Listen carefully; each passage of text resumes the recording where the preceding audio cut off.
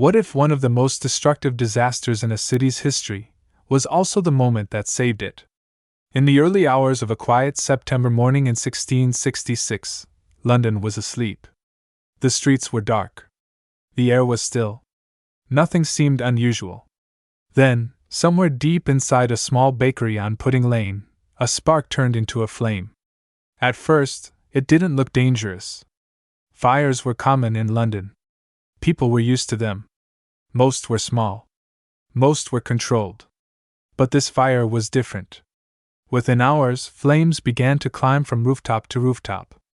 The wind picked up. The streets, packed tightly with wooden houses, became pathways for destruction. Fire didn't just spread, it raced. And as the sun rose over the city, London was no longer waking up to a normal day. It was waking up to chaos. People ran through narrow streets carrying whatever they could hold. Carts overflowed with belongings. Families were separated. Smoke filled the sky so thick that daylight began to fade. The fire didn't stop. It moved faster than anyone expected. It crossed streets. It jumped buildings. It swallowed entire neighborhoods. And soon, even the places people believed were safe were no longer safe. By the time it was over, more than 13,000 homes were gone. Churches, markets, and historic buildings had disappeared. The heart of London had turned to ash. But here's what makes this story unforgettable. London did not stay broken. Instead of disappearing into history as a ruined city, it did something rare. Something unexpected. It rebuilt. Not just quickly, but differently. Stronger materials. Smarter design. New rules. A new vision. The fire that destroyed London also forced it to change. So the real question is not just how the city burned. The real question is, how did a disaster this massive become the foundation for a better, more modern London? Because sometimes, destruction is not the end of a story. Sometimes, it is where transformation begins. In September 1666, London faced a disaster that would change its future forever.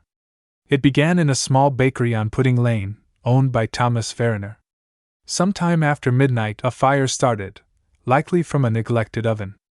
At first, it didn't seem unusual. Fires were a common risk in cities like London, where buildings were made mostly of wood and stood dangerously close to one another.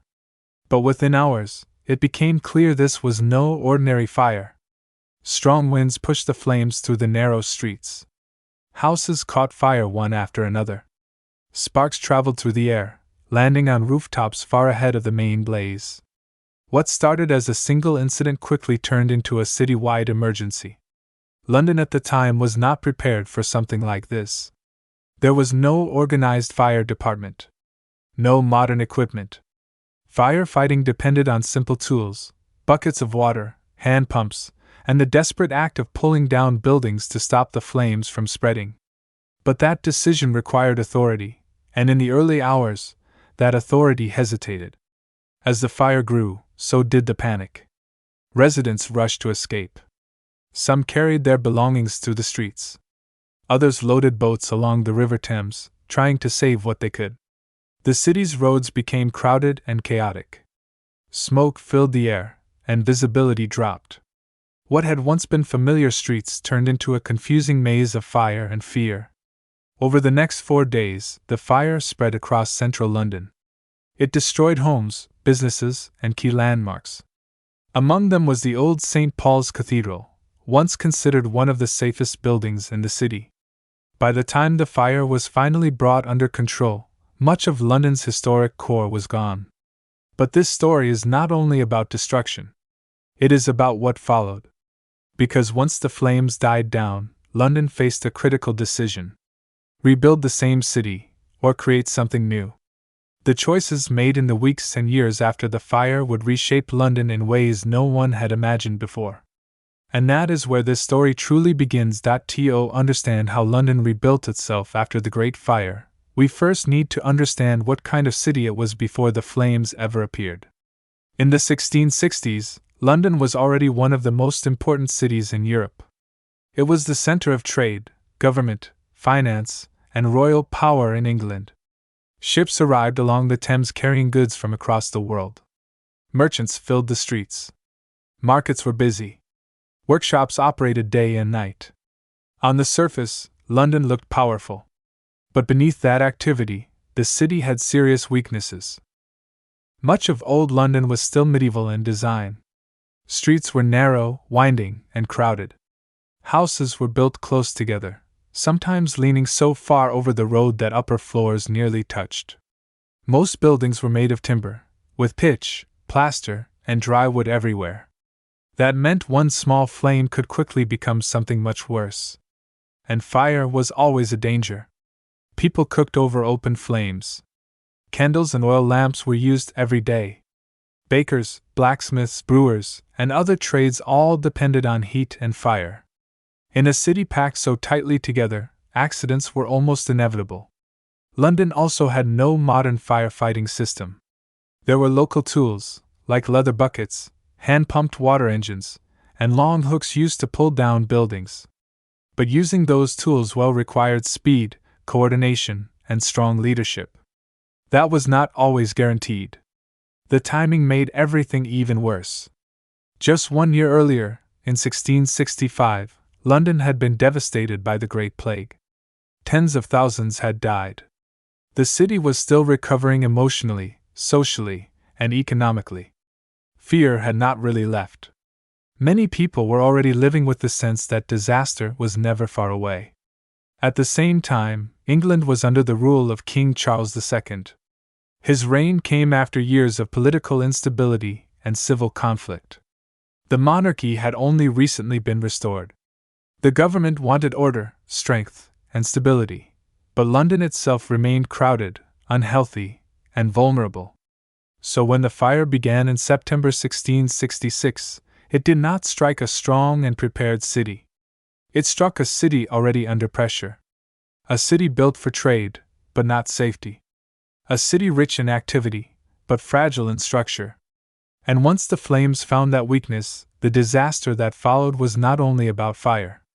It was also about everything London had failed to fix before the first building burned. The fire began quietly.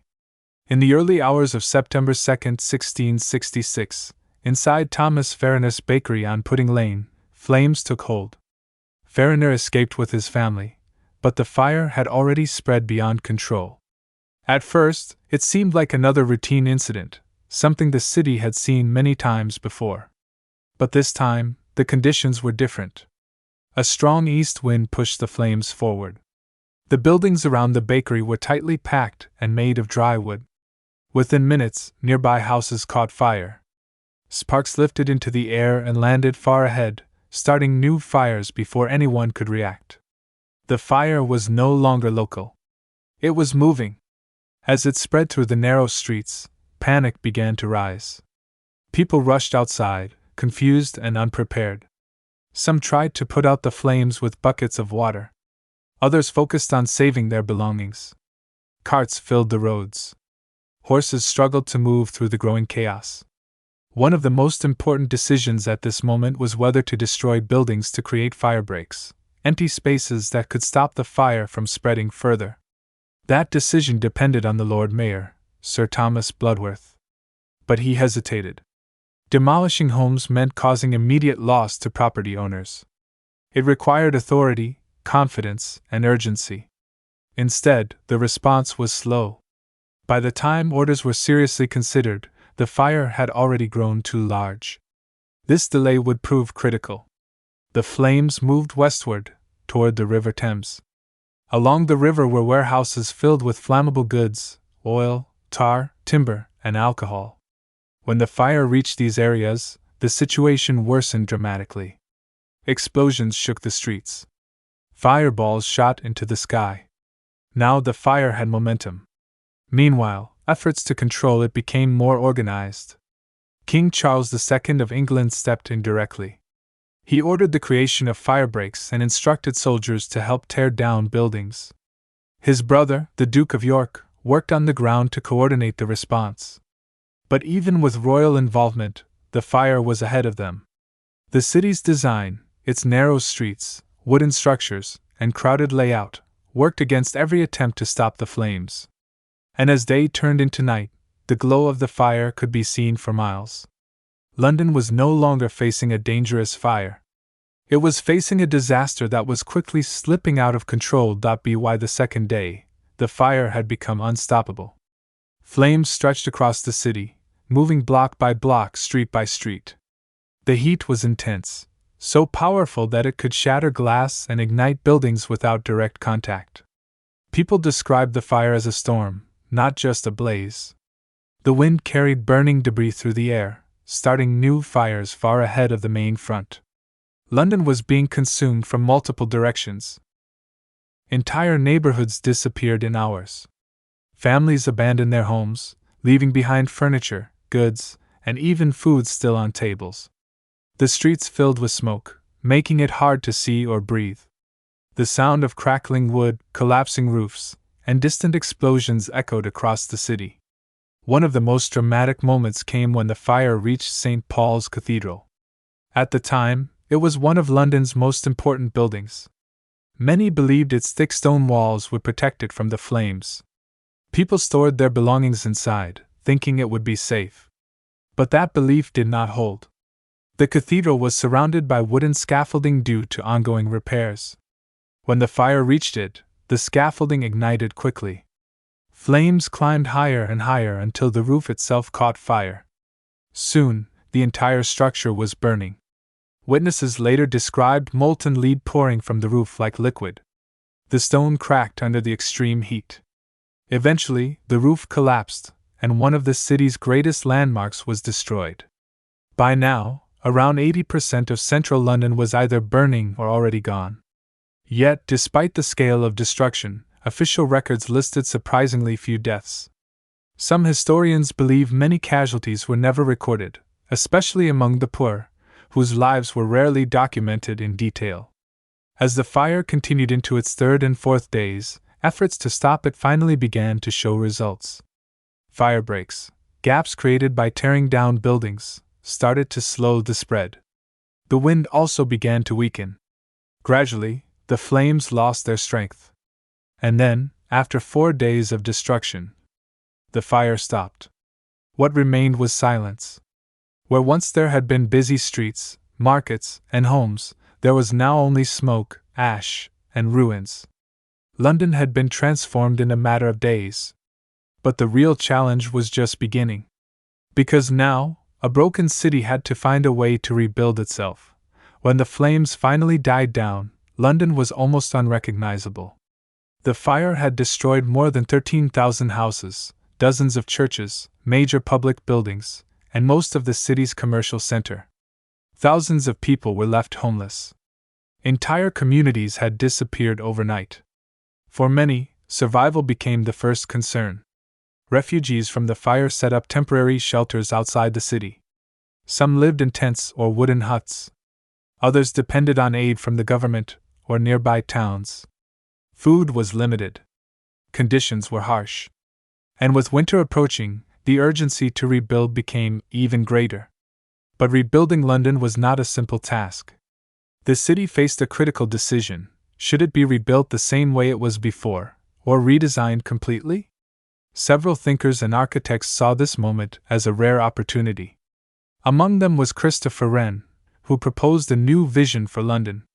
His plan included wide streets, organized layouts, and open public spaces, ideas inspired by modern European cities.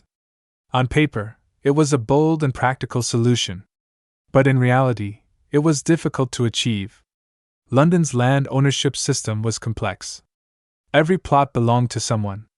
Reorganizing the city would require resolving thousands of property disputes. It would take years of legal work, negotiations, and compensation. The city could not afford to wait that long. So instead, a compromise was made. London would be rebuilt largely along its original street layout, but with important improvements. New building laws were introduced. Wooden structures were banned in central areas. Buildings were now required to be made of brick or stone.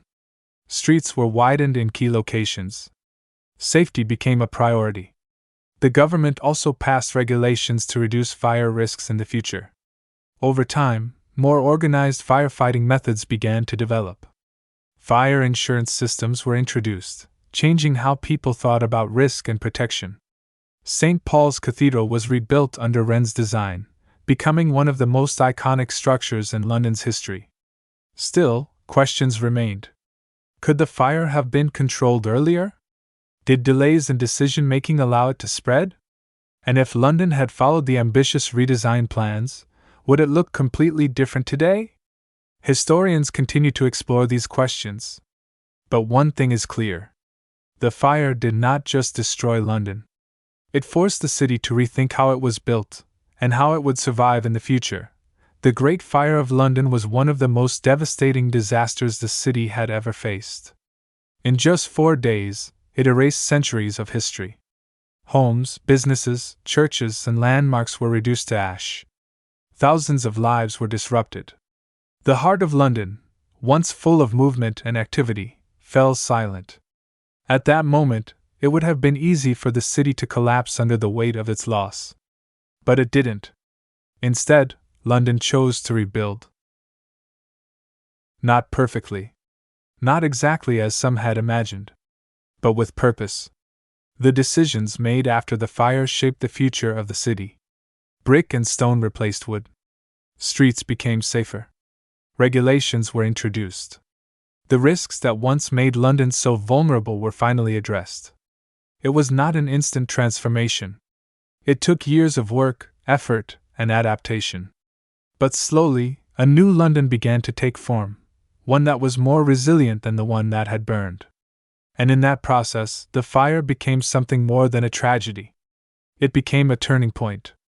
Because sometimes, history is not defined only by what is lost, but by what is learned.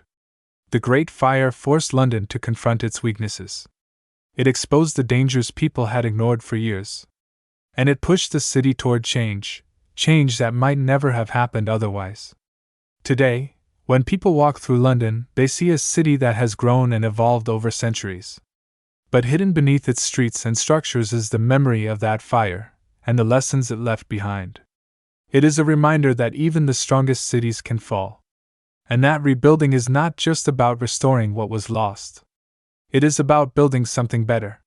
So the story of London is not just about destruction. It is about resilience. It is about adaptation. And above all, it is about a city that refused to remain in ashes, and chose to rise again.